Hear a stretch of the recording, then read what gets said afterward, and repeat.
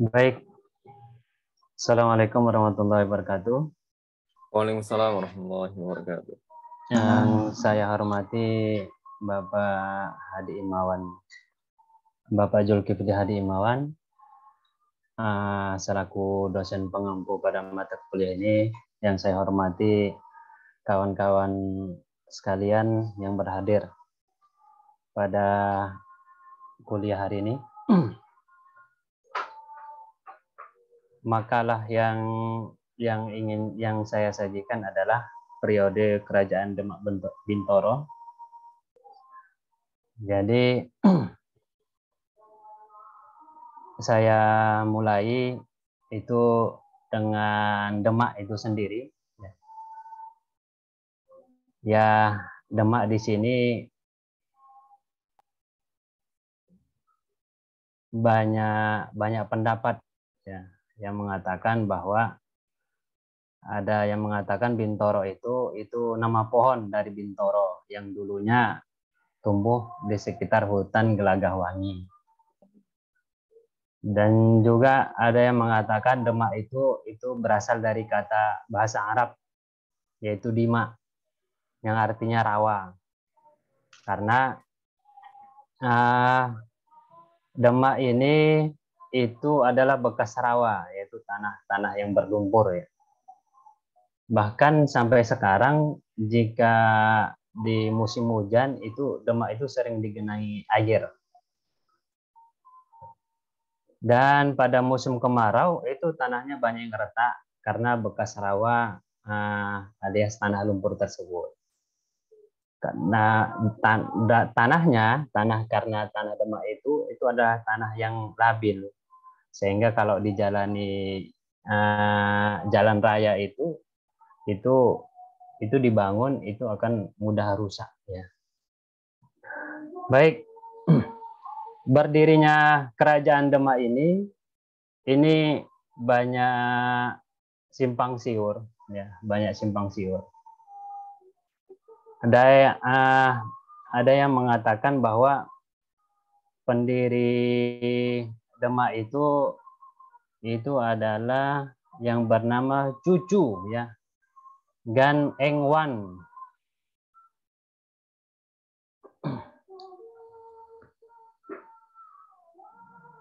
Ada yang mengatakan bahwa pendiri kerajaan Demak ini adalah Jimbun atau Sunan Patah,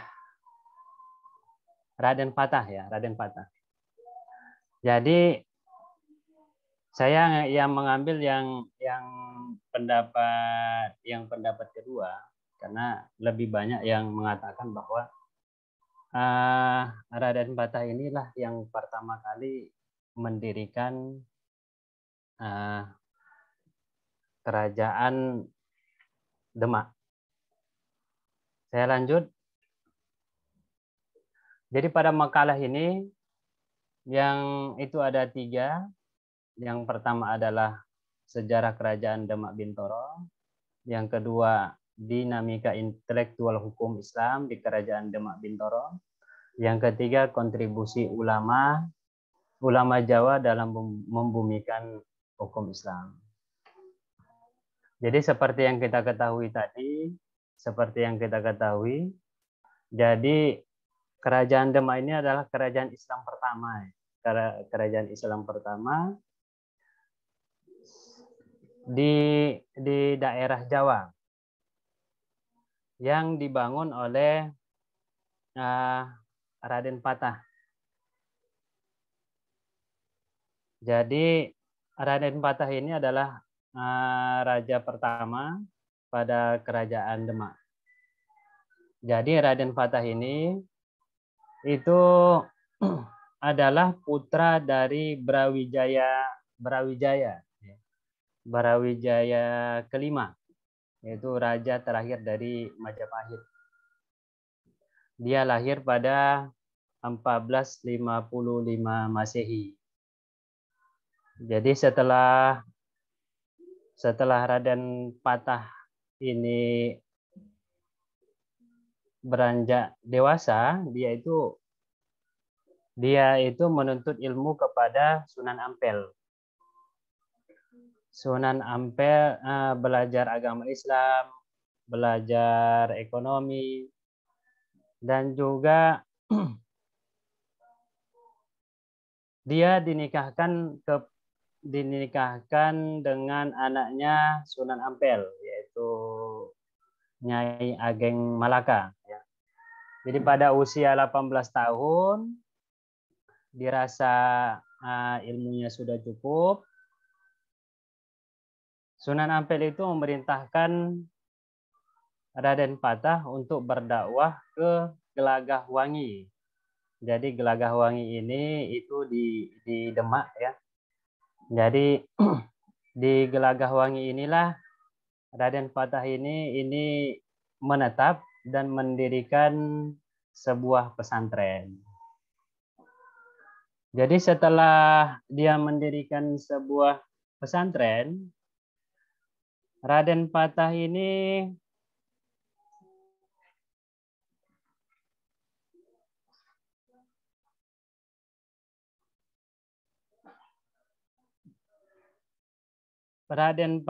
menghadap ke ayahnya, yaitu Brawijaya kelima, itu atas permintaan dari adik seayah ya, adik seibu yaitu Raden Kusen. Jadi kenapa dia menghadap Majapahit, menghadap Brawijaya ini karena Brawijaya ini mendengar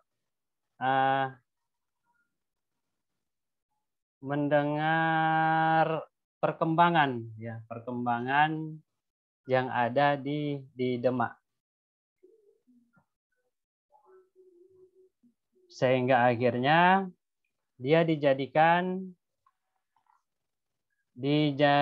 sebagai bupati ya, sebagai bupati, ada yang mengatakan sebagai adipati Anom Bintoro Demak, yaitu pada usia 29 tahun. Jadi ini saya lanjut kepada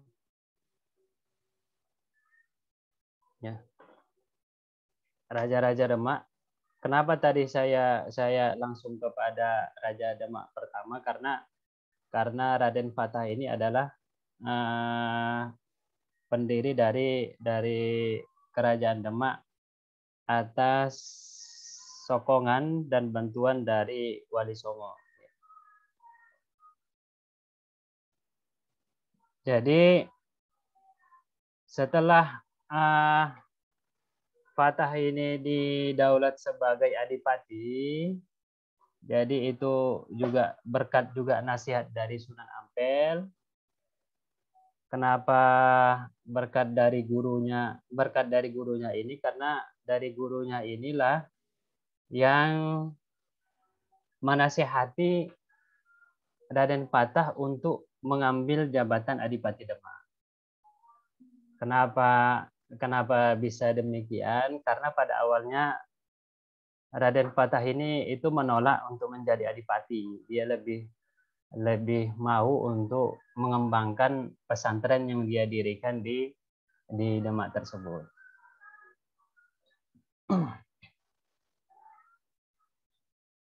Setelah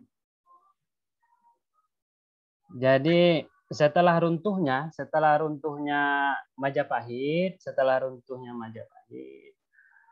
maka Raden Patah ini beserta dengan Wali Songo itu langsung membuat kerajaan Demak.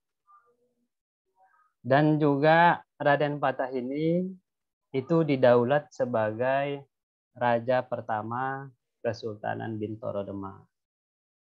Jadi awalnya ini ada juga artikel yang mengatakan bahwa Raden Patah ini menyerang ayahnya. Tapi kalau saya juga berpikir pada buat makalah ini, tidak akan mungkin seorang yang belajar agama Islam dan juga muridnya Sunan itu untuk menyerang ayahnya. Sehingga akhirnya saya cari artikel, saya dapat itu dalam artikel tersebut adalah setelah Raden Patah, Raden Patah ini itu mendengar bahwa ayahnya itu diserang dan dikuasai oleh penguasa zalim yaitu Girindra Wardana. Hingga akhirnya ayahnya beserta dengan keluarga Sunan Patah yang berada di Majapahit itu terpaksa mengungsi di Gunung Lawu. Sehingga dalam hal ini itu menjadikan Raden Patah ini itu bersemangat untuk menyerang balik Majapahit dan membantu menyelamatkan keluarga. Namun yang pertama adalah serangan Raden Patah ini gagal dan mengalami kekalahan. Sehingga akhirnya Raden Patah ini kembali ke Bintoro dan mengumpulkan kekuatan lagi bersama Wali Songo. Jadi penyokong dari Raden Patah ini tetap para ulama-ulama saat itu, termasuk salah satunya adalah Wali Songo.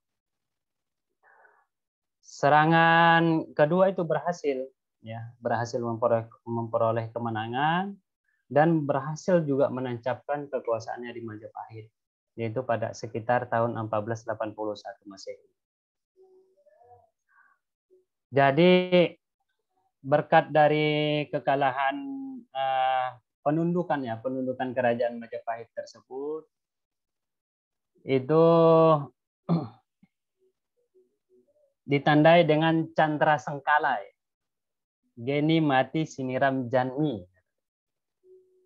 Dan adapun itu penobatan dari Raden Patah sebagai Sultan pertama, yaitu pada tahun 1482 Masehi, itu juga ada Candra Sengkalanya, yaitu Warna Sima Catur Nabi.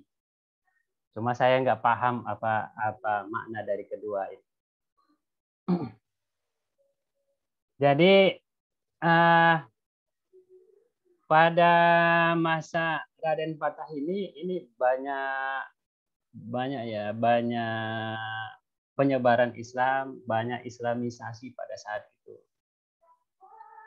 Termasuk peninggalannya yang bisa kita rasakan sampai dengan saat ini adalah Masjid Agung Demak. Saya lanjut kepada raja kedua, yaitu Pati Unus. Pati Unus ini ini sebentar menjabat sebagai raja kedua. Jadi ini memiliki nama lain yaitu Yatsun. Ada juga namanya Pangeran Sebranglor. Jadi Sebranglor ini dia berani menyerang orang-orang Portugis yang ada di Malaka. Dia ini menyeberang jauh sampai ke Malaka untuk menyerang Portugis. Karena di sini juga ada untuk menguasai ekonomi pada saat itu.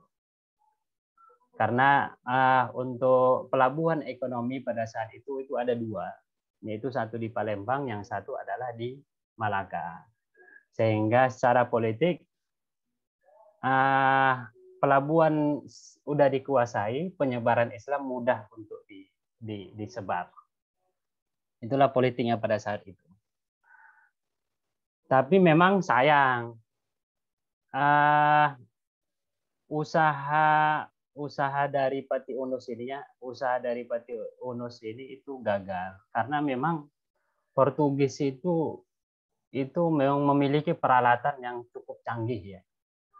Karena seperti yang kita lihat di film-film itu, kita itu hanya memakai kuda dan pedang, ada juga tombak, ada panah, sedangkan mereka udah pakai meriam. Sehingga Pati Unus ini meninggal sewaktu upaya penyerangan ke Malaka. Lanjut kepada raja ketiga, yaitu Sultan Trenggana, ya, yaitu dia dilahirkan pada tahun 1483 Masehi. Sultan Trenggono ini juga Trenggana, ya, ada yang mengatakan Trenggana, Trenggono. Itu ini putra dari Raden Patah. Jadi kekuasaannya itu dimulai dari 1505 Masehi sampai 1546 Masehi.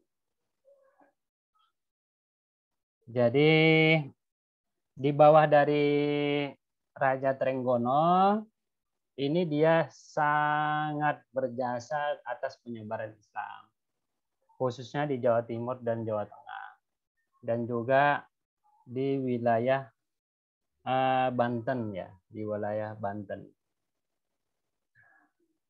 Untuk yang di Jawa Timur, ia dapat merebut untuk di daerah Jawa, ya, daerah Jawa lainnya itu dia dapat merebut Sunda Kelapa, ya, dari Pajajaran, dan juga dia dapat menghalau Portugis yang ingin mendarat di sana. Itu sekitar 1527 Masehi.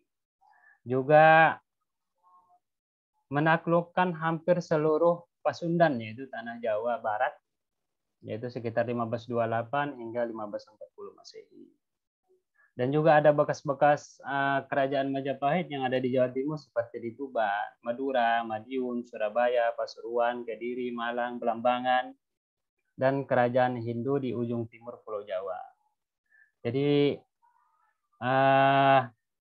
Trenggono ini meninggal dunia dalam pertempuran menaklukkan Pasuruan, sehingga akhirnya dibantu oleh sehingga akhirnya digantikan oleh anaknya, yaitu Sunan Prawoto.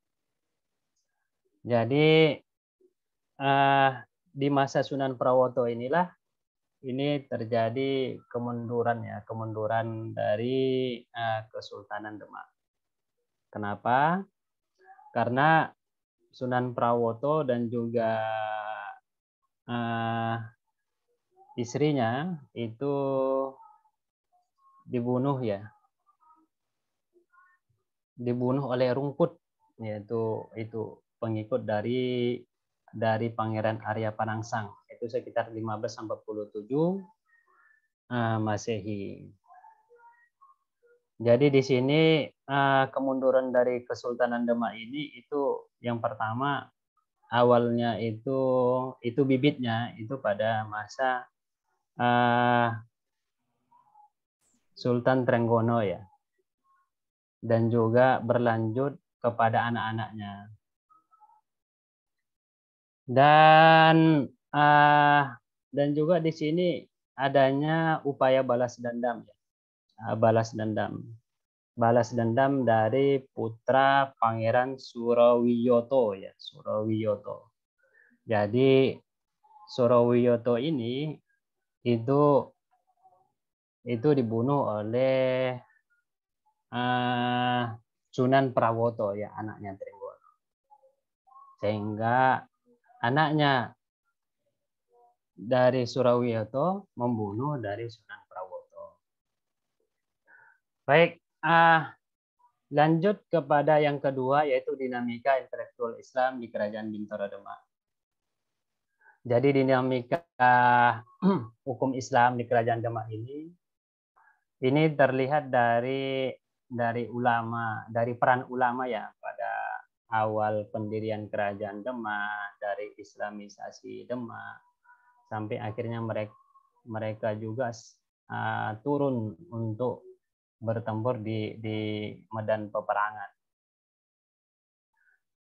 Jadi mereka juga itu mengambil kebijakan dalam menentukan kebijakan pemerintah, ikut juga bertanggung jawab atas keamanan, kesejahteraan negara. Jadi di sini juga ya pengatur siasat, penggerak massa itu adalah ulama-ulama ya pada saat. Jadi pada para ulama dengan adanya kerajaan Demak ini itu mayoritas itu menyebarkan Islam. Itu tidak secara ini ya, tidak memaksa ya, tidak memaksa harus masuk Islam, tidak. Tetapi adalah mengubah kebudayaan yang ada di yang Hindu Buddha pada saat itu kepada kebudayaan Islam. Jadi mereka itu melakukan pembauran di beberapa daerah. Jadi ini dapat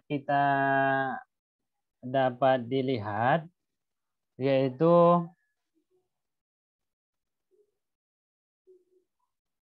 bagaimana supaya masyarakat yang sudah memang lama mengakar kebudayaan dan agama Hindu Buddha pada saat itu. Bagaimana caranya para wali ini untuk masyarakat ini tertarik kepada Islam. Sehingga akhirnya yang pertama adalah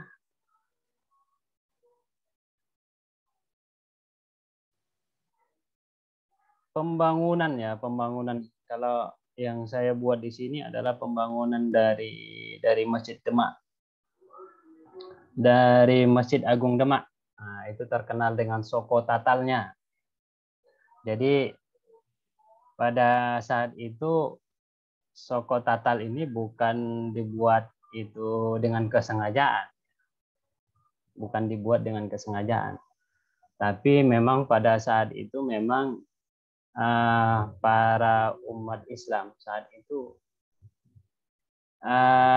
banyak terjadi perselisihan karena memang permasalahan kecil, sehingga Sunan Kalijaga pada saat itu memperoleh ilham untuk menyelesaikan perpecahan dan perselisihan.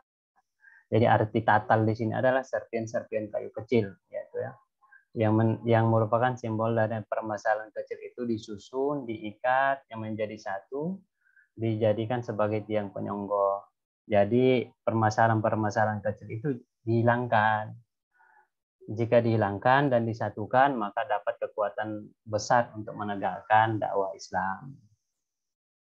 Jadi dan juga ada Soko Tatal yang melambangkan pedoman hidup setiap umat Islam, yaitu Al-Quran, hadis, ijma, dan qiyas.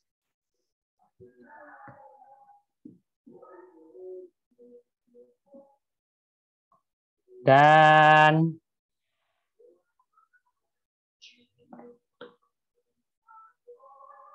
saya lanjut ya. Tadi saya juga udah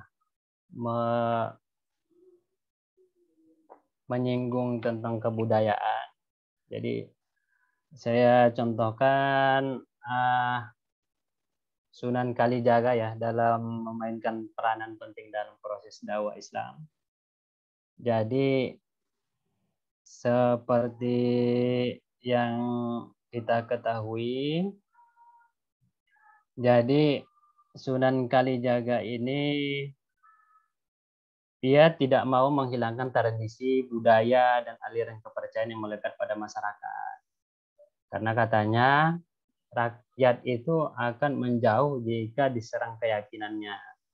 Jadi dakwah itu harus disesuaikan dengan kondisi dan situasi pada saat itu. Jadi ke sini katanya memang adat itu tidak bisa dibinasakan, melainkan diubah dan disesuaikan secara perlahan. Maka muncullah wayang ya. wayang yang dibuat oleh Sunan Kalijaga.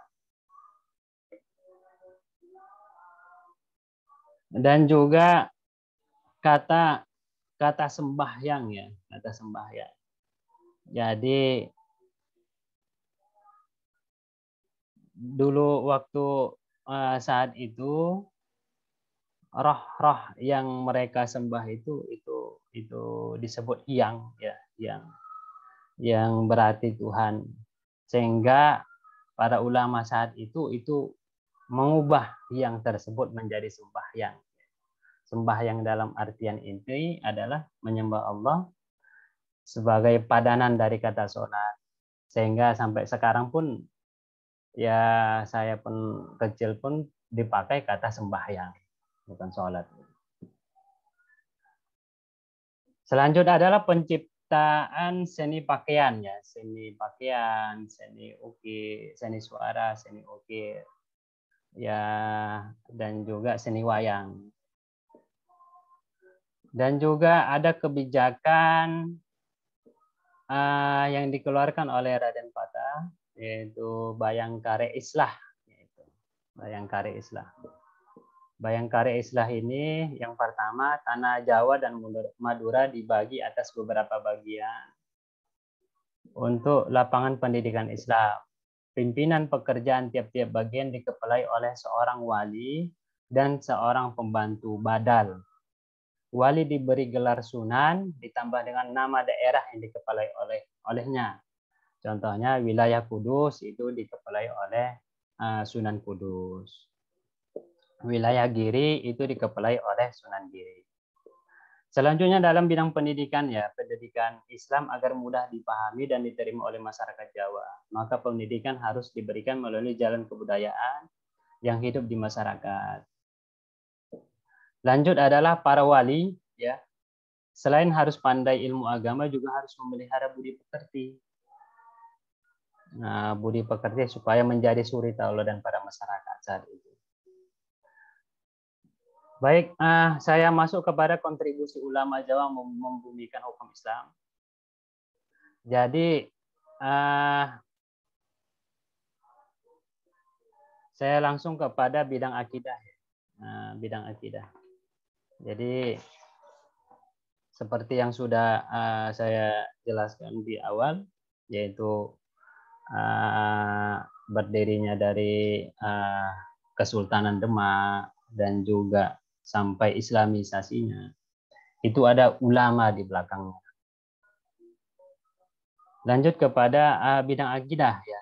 Tadi bidang akidah ini ulama itu menyuruh masyarakat ya, masyarakat Demak untuk beralih keyakinan dari keyakinan lama kepada keyakinan baru secara damai dan sukarela. Termasuk juga mengubah dari kebudayaan yang ada pada saat itu, kebudayaan Hindu-Buddha animisme, untuk dibuat kepada kebudayaan Islam. Lanjut kepada bidang ibadah ya. Bidang ibadah ini itu bisa dikatakan,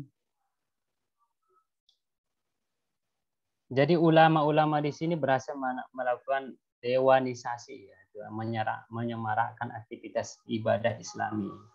Jadi seperti tadi saya jelaskan, yang itu dirubah jadi sembahyang. Dan juga mereka ini mengajarkan rukun Islam yang 5. Bahkan syahadatain menjadi syarat diwajibkan jika seseorang hendak menikmati aktivitas kesenian yang disuguhkan oleh kolaborasi ulama umaro tersebut. Jadi ini dapat kita lihat dalam pewayangan yang dimainkan oleh Sunan Kalijaga. Jadi Sunan Kalijaga ini itu tema-tema wayang itu dimasuki dimasuki dengan nilai-nilai Islam. Contohnya adalah saya memang kurang paham ini apa ya, Petro Gareng itu. Dan juga dia menciptakan filsafat bajak dan cangkul, lukulan pacul, dan juga menciptakan ilir-ilir ya, yang seperti saya juga pernah di Surabaya sebelum sholat fardu itu di masjid atau musola itu sering ini diperdengarkannya.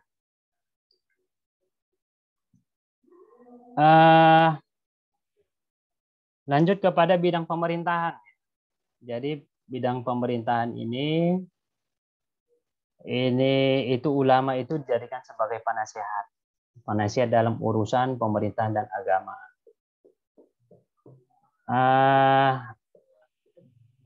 Jadi di sini Sunan Kudus itu diangkat sebagai hakim, Sunan Giri itu pemberi fatwa, Sunan Kalijaga itu sebagai anggota Dewan Penasihat. Tidak hanya itu, Sunan Patah memberikan saran dan kesempatan seluas-luasnya kepada ulama pada saat itu dalam menyebarkan agama Islam. Lanjut kepada bidang hukum. Bidang hukum ini itu kekuatan ulama ya, melakukan revolusi di bidang hukum. Itu di mana hukum yang diberlakukan di Kesultanan Demak adalah hukum Islam. Jadi sesuatu yang bertolak belakang dengan fenomena yang terjadi ketika Majapahit masih belum dikuasai oleh Kesultanan Demak, maka yang berlaku pada saat itu adalah hukum Hindu. Jadi dia Sultan Fatah ini itu menerbitkan 2 kitab undang-undang. Yang pertama adalah Salo Kantoro dan kedua ada Anger Suryo Alam yang berisi pemerintahan yang berdasar syariat Islam, yang meliputi hukum pidana dan etika sosial. Jadi 2 kitab undang-undang ini itu menggantikan kitab undang-undang di era Majapahit, yaitu Kutoro Manowo Sarwo Sastro. Bidang militer. Bidang militer ini itu para ulama itu menyeru jihad fisabilillah. Sehingga akhirnya kerajaan Demak ini itu meluas sampai hampir seluruh daerah Jawa. Jadi juga banyak di sini memang para ulama itu terjun ya di bidang militer. Seperti Sunan Ngudung, Sunan Kudus, Patih Unus dan Patih Hillah. Dia ini sebagai komandan tertinggi militer ya, Manggala Yuda. Dari bahasa dari Manggala Yuda itu memang udah dari dulu, udah dari Kesultanan Demak. Lanjut kepada bidang ekonomi. Bidang ekonomi ini mengubah aturan-aturan lama menjadi hukum syariat Islam seperti hukum jual beli, penitipan, pegadaian, lelang dan sebagainya. Bidang sosial kemasyarakatan. Bidang sosial kemasyarakatan ini itu menekankan, para ulama itu menekankan bahwa seluruh manusia itu adalah saudara. Dari derajat manusia itu tidak berbeda. Lanjut kepada bidang pendidikan. Bidang pendidikan ini dapat dilihat dari beberapa pesantren ya, pesantren yang dibangun pada saat itu. Jadi pesantren ini itu di samping menuntut ilmu agama Islam, juga mengatur strategi dan musyawarah dalam memutuskan berbagai persoalan masyarakat. Dan juga ada di situ adalah Masjid Agung Demak. Lanjut kepada bidang seni ya, bidang seni ini dilakukan oleh Sunan Kalijaga. Jadi dia mengatakan itu kesenian yang semula sudah tumbuh subur di masyarakat Hindu Buddha itu tidak diserang dan dihilangkan begitu saja, melainkan dengan memasukkan unsur keislaman di dalamnya seperti seni wayang kulit, seni suara dengan tembang gundul-gundul pacul, yang dan juga tembang Dir Ilir yang mengandung muatan dakwah yang sangat dalam. Dan juga para ulama ini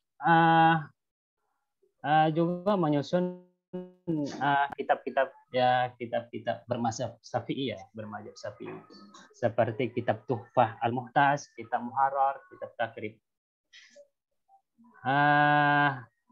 Dan juga Sultan Fatah ini itu juga menyusun kitab Jugul Muda.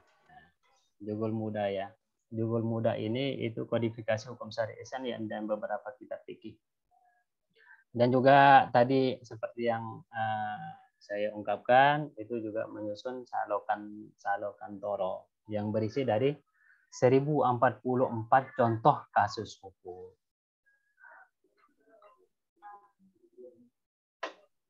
Baik, sampai di situ aja penjelasan singkat dari saya tentang Kesultanan Demak Bintoro. Lebih dan kurangnya saya mohon maaf. Saya kembalikan kepada dosen pengampu. Assalamualaikum warahmatullahi wabarakatuh.